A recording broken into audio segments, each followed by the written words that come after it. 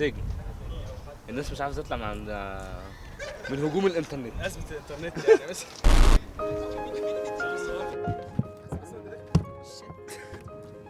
سيبنا انا اتكلم بقى. اتفضل سيبنا انا اتكلم. انا شايف ان احنا في مافيا انترنت. هو في نت في البلد اصلا؟ انترنت مين؟ هو في نت في البلد؟ انا شغال على الموبايل.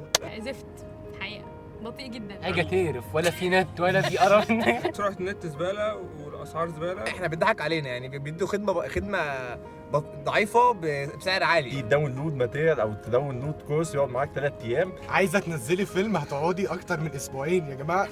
انتوا بتتكلموا في ايه يا جماعه؟ ده الانترنت. وشركات النت بتستعبط كمان، يعني تلاقي لا ايه؟ تتكلم خدمه راستر الراوتر. اقفلوا الراوتر وافتحوه تاني.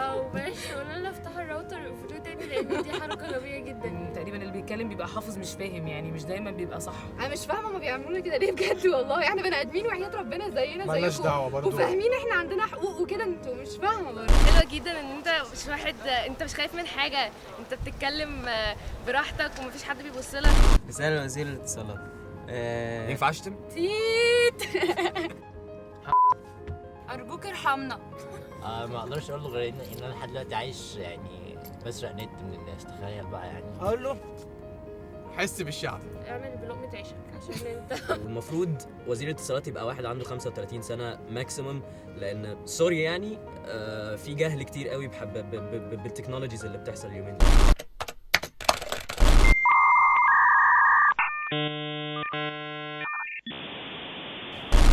ده مش رابط كده عامل ازاي؟ طب قولي.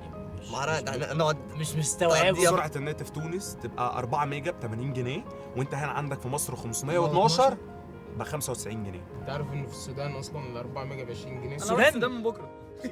السودان. طب هي طالما قريبه احنا ممكن نوصل وصلة نت من هناك. السودان بدل بلد جميل. نروح فلسطين. او تونس. الانترنت اهم من الامان. ايوه ده حقيقي. ثورة الانترنت طبعا احنا معاها. ثورة الانترنت ممكن عشان الدنيا تتحسن شويه. طبعا مع وش. انا مع الاستقرار. استقر يا عم انت مستقر. انا مع ثوره الانترنت طبعا اكيد. احنا مع اي حاجه صح. ما هي ثورة الانترنت. ونحب كلنا نوجه كلمه ثابته مش هتتغير. حسبي الله ونعم الوكيل. يا جماعه حد يقول اي سؤال طيب، ولا مش دلوقتي ولا ايه؟ حطينا الكشك ده في الشارع، اي حد ممكن يدخله. مكتوب طلع اللي جواك، انا بطلع اللي جوايا بقى.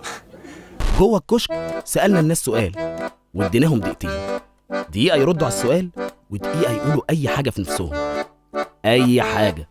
وهي قرية كفر طبلاء، هي المحروم الكرماوي من تحت راس الأستاذ فوزي عربود.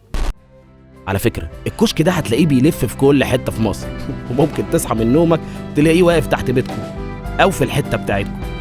جوه الكشك هتشوف وتسمع فعلا المصريين الحقيقيين.